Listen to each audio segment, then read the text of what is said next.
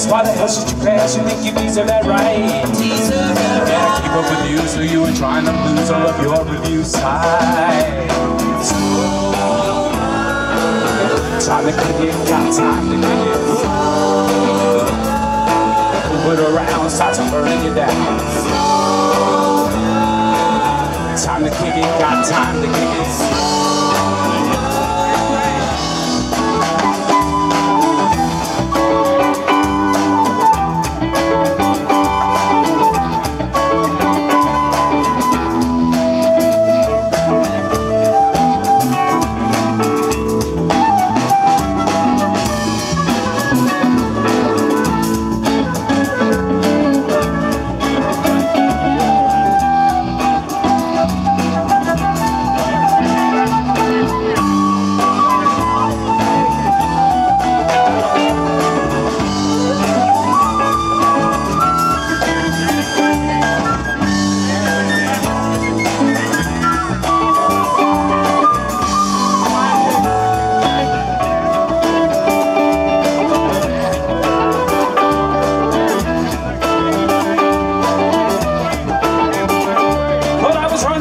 Started slipping the groove, the thing was going in tight. Running all over the place, it's like you fell on your face, begin to think in your mind. Get back to making it mean, get back to keeping it clean, get on the side of the right. But it's been burning you up, the longer drinking the cup, and you keep holding the line. Slow burn, time to kick it, got time to kick it. Slow burn, moving around, starts burning you down. Slow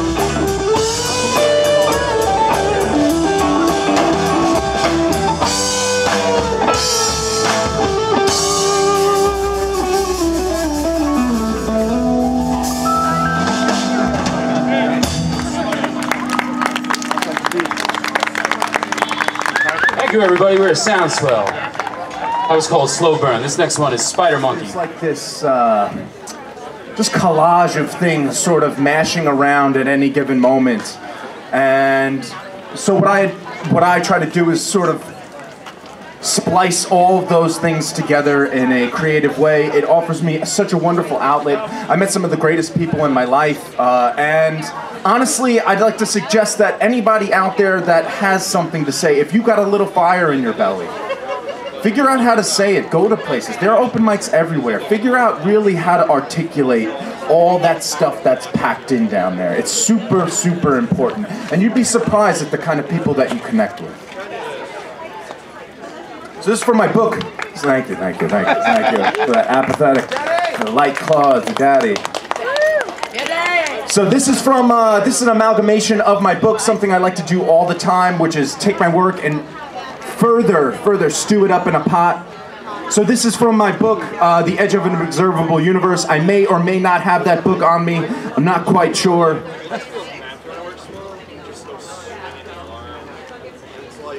Talk me down from every ledge. Keeping from every conceivable ambiguity, I need an answer, something solid to talk about. Congealed, a weapon of certainty like off this ledge or not. I'm cordial when I lack the patience or audience for honesty, buffering the limitations of knees jerking, not setting torch to each bridge, yet the realest is acceptable to be, perhaps just with myself.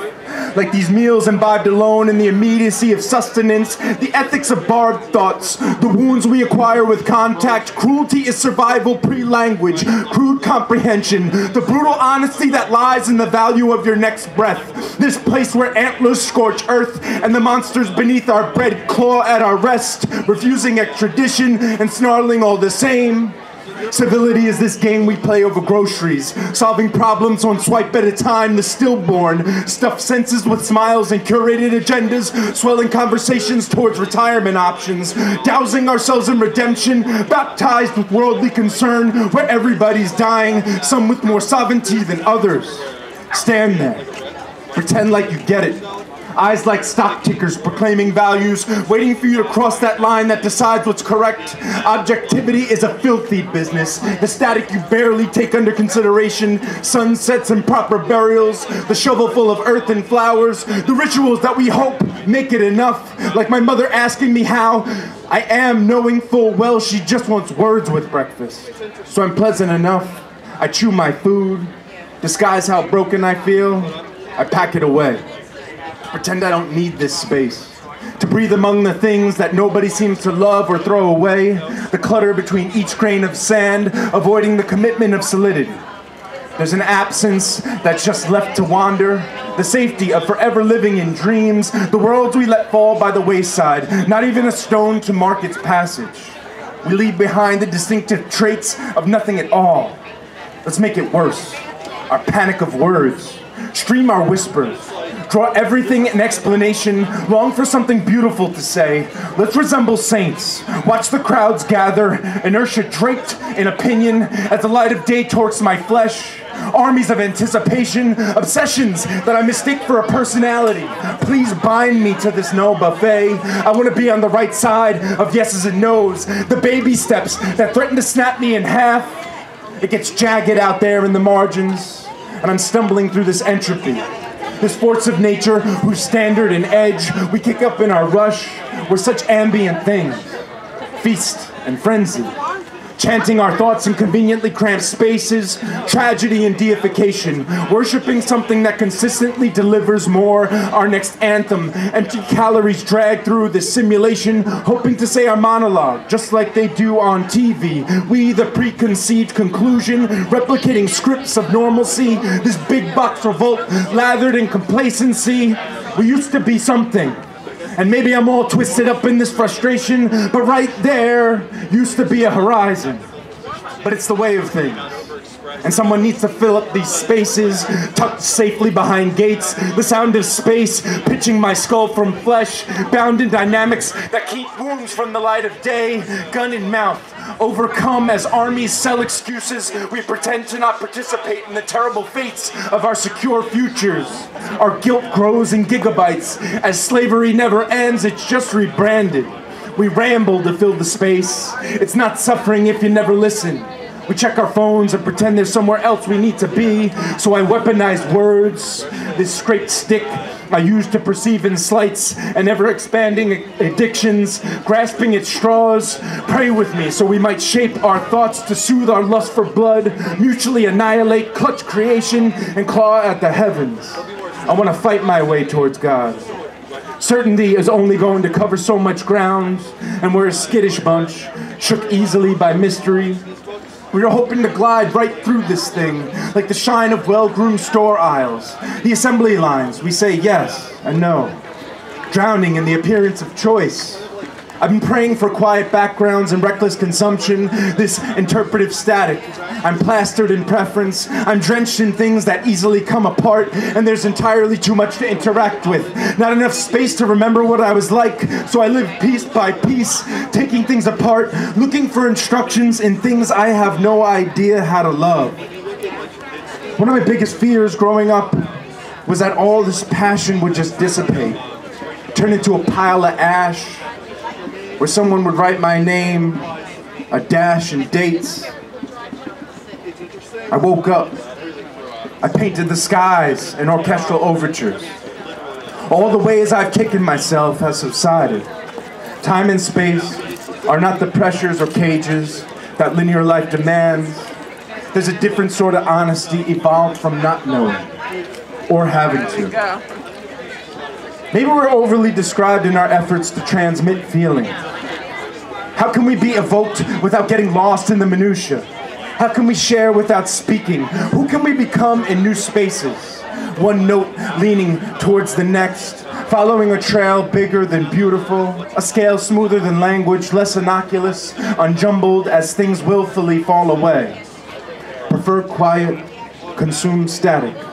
Fight space for instructions, practice paranoia, take creation at its word, consume spontaneity, describe the sky in terms that don't imply ownership, because sometimes the best of intentions leap from a bridge. I'd like to thank you for your attention today. Give it up for all the artists here. Yeah, and stick around.